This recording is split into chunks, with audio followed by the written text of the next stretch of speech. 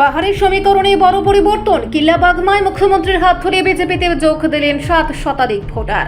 আসন্ন স্বশাসিত জেলা পরিষদ নির্বাচনের প্রাক্কালে পাহাড়ের রাজনৈতিক সমীকরণে বড়সড় পরিবর্তনের ইঙ্গিত দিয়ে বিশাল এক জনসভার আয়োজন করল ভারতীয় জনতা পার্টি। শুক্রবার কিল্লাবাগমা নির্বাচনী এলাকায় আয়োজিত এই সভায় প্রধান বক্তা হিসেবে উপস্থিত ছিলেন মুখ্যমন্ত্রী অধ্যাপক ডক্টর মানিক সাহা।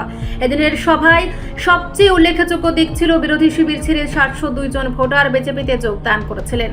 মুখ্যমন্ত্রী নিজে তাদের হাতে দলীয় পতাকা তুলে দিয়ে গেরুয়া শিবিরের স্বাগত জানান। নির্বাচনের মাত্র কয়েকদিন আগে এই গণযোগদান এডিসি এলাকায় বিজেপি প্রার্থীর জয়ের পথকে আরো প্রশস্ত করছে বলে মনে করছে রাজনৈতিক মহল।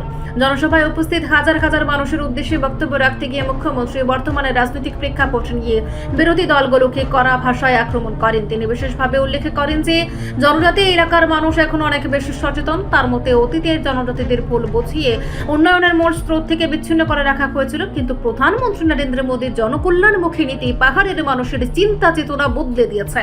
মুখ্যমন্ত্রী দাবি করেন তীব্রমথার মতো দলগুলো কেবল আবেগের রাজনীতি করে সাধারণ মানুষকে বিভ্রান্ত করছে, যা এখন পাহাড়ের জনতা বুঝে ফেলেছেন।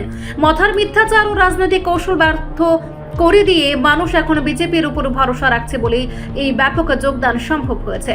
ডক্টর মানিক সাহা জোর দিয়ে বলেন, পাহাড় ও সমতলের সমান উন্নয়নের মাধ্যমে শ্রেষ্ঠ ত্রিপুরা গড়া সম্ভব। এডিসি এলাকার রাস্তাঘাট, শিক্ষা ও স্বাস্থ্য পরিকাঠামোর আমূল পরিবর্তনের জন্য বিজেপি নেতৃত্বাধীন সরকারের কোনো বিকল্প নেই।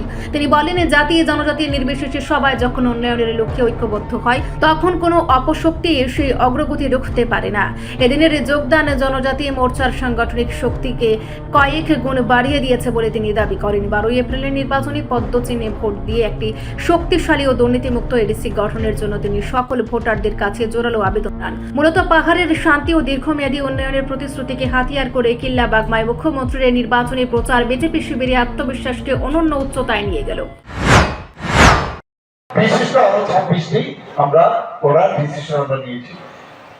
আমরা বিভিন্ন ভাবে মাননীয় প্রধানমন্ত্রী যে আমাদেরকে যেভাবে শিক্ষা দেন আমরা সেইভাবে কিন্তু কাজ করি।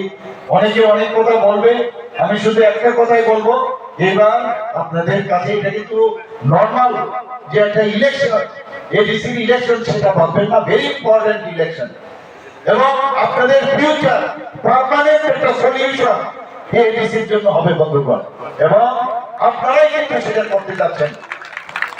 এবং এই যে বারবার আঞ্চলিক দলগুলো হয় আর নানাভাবে ব্ল্যাকমেলের ব্যবস্থা করে, সেটার থেকে মুক্তি যদি পেতে হয় তাহলে 12 তারিখ সকাল সকাল যারা এখানে উপস্থিত রয়েছেন ওনারা তো যাবেন, আপনাদের বন্ধু বান্ধব, আমার মেয়েরা যারা ছেলেরা আছেন সবাইকে বলবো, আপনাদের আত্মীয় স্বজন সবাইকে গিয়ে বলবো যে মন খারাপ চলে যাচ্ছে, কারোর ক্ষমতা নেই ধরে রাখার কাজে একমাত্র ভারতীয় জনতা পার্টিকে ভোট দেওয়া। আর এই যে সুরসুরি দেয় জাতিগত বিদ্বেষে সুরসুরি, যে যদি ভোট বিজেপিকে দেওয়া হয় মুখ্যমন্ত্রীর কাছে যাবে, মুখ্যমন্ত্রীর কাছে যাবে না, আপনার ভোট মাননীয় প্রধানমন্ত্রীজি নরেন্দ্র মোদীজির কাছে যাবে। বন্ধুগণ, last but not the least, candidate ভাই কাম হিয়ার। অমর রিপোর্ট সংবাদ প্রতীক্ষা।